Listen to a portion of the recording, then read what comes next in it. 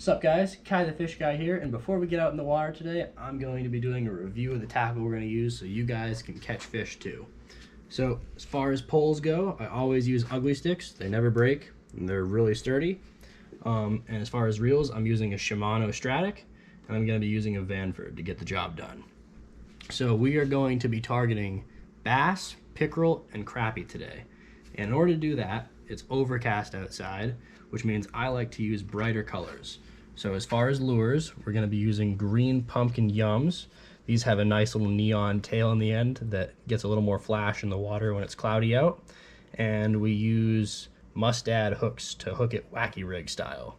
I have an O-ring on there, as you can see. They just pop over like this when you put the worm on.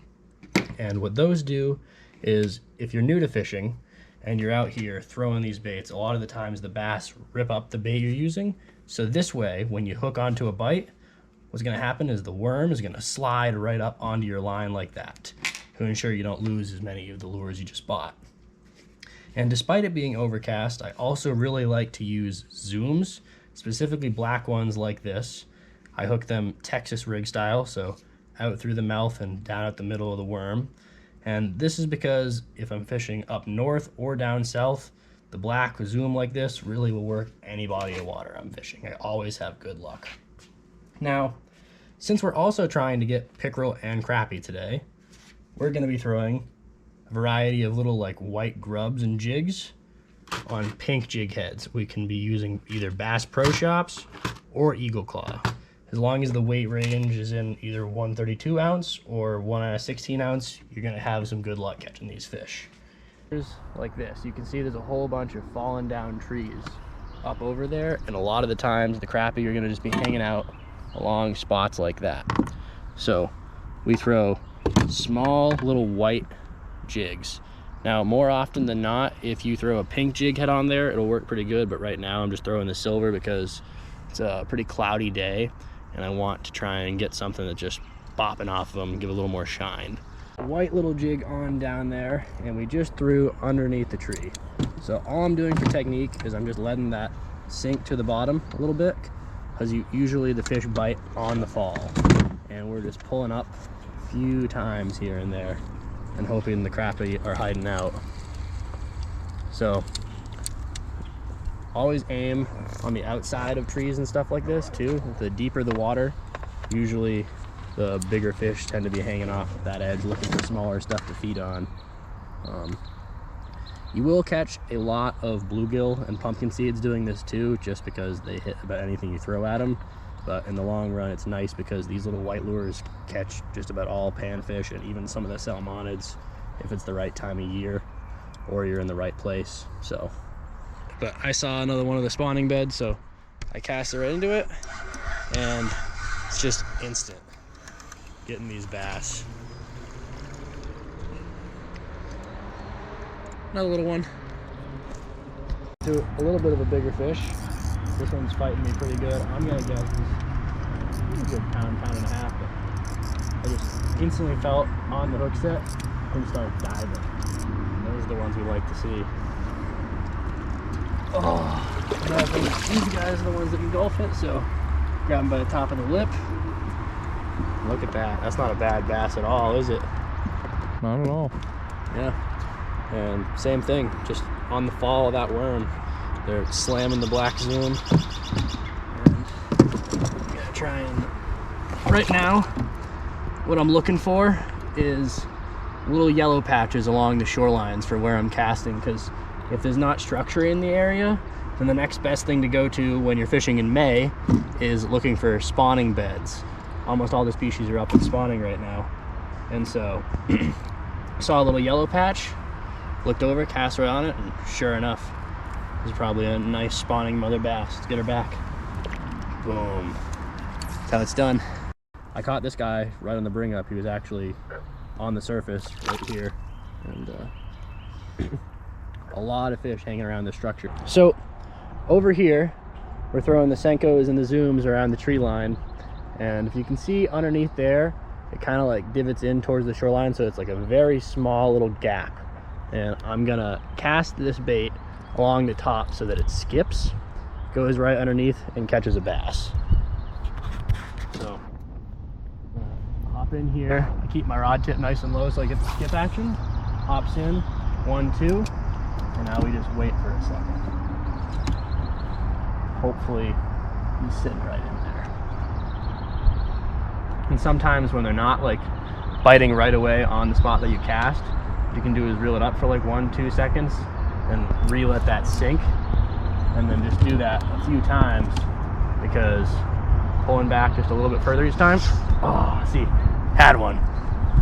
It causes it to just shiver up off the bottom, and bass for the most part are bottom feeders. They're scavenging for like bugs and crayfish on the bottom, and usually it helps them just like that. Not big, but he was sitting there, right like I said. All right, so this is what we've been looking for the entirety of the trip, because the crappie are in spawning season right now, and up along this shore there is a whole bunch of beds. So we're gonna go over with the white jig, throw it right in front of them, and hopefully that gets the bite that I've been chasing all day for you guys. So with this one, I'm dropping it down, I'm letting it sink right to him, and usually that little flutter, they whack at it.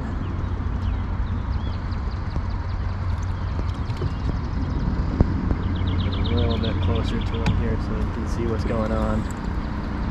Yep. And give it a look. Oh, they're tempted, but he did hit it. Sometimes you gotta place it really perfectly in front of their face, because they will be picky. It has to actually be right on my line of vision. Crappie like to come up from underneath and grab at it.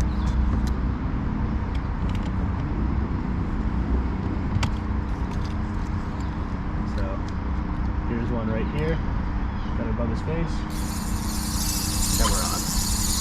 And my drag is just super loose right now, so I know it sounds really bad, but there is that nice spawning black crappie that we've been talking about. And again, it's not that big, maybe only like 8 or 9 inches, but good fish all in all. And throwing that one, you can probably get another because they're all on the beds. So I'm gonna drag over in front of him, and just like that, we're on to another one. There's 2 back to back like that for you guys. Getting near the end of the day here, guys, and fortunately for us, the skies have kind of cleared up a little bit, but the wind also picked up just there. But I can see all these fish nice and clear now for the most part, so I'm just dropping the lures right over their face on these beds and trying to get them to bite. For the most part, we're having a few of them hit, but right now they're actually being a little bit more picky, and I think it's because there's a lot of bass over in the area right now. They're just kind of getting them on edge. They're more in a defensive mode than they would be to strike.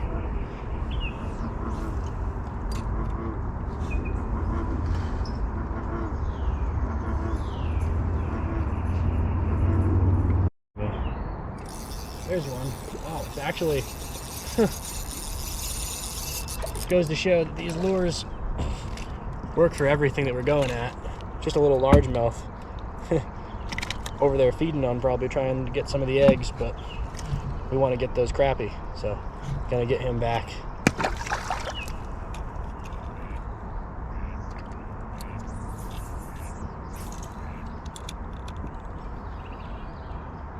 Oh.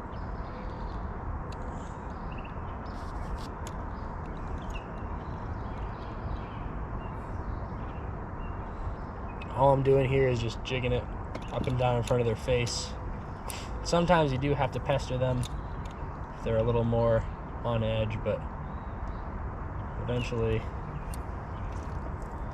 they're gonna bite because they're not leaving this zone.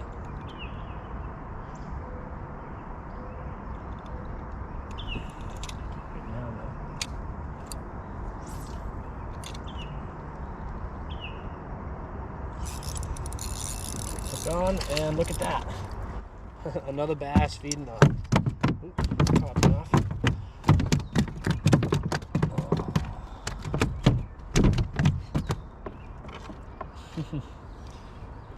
Another one feeding on him, not what we want.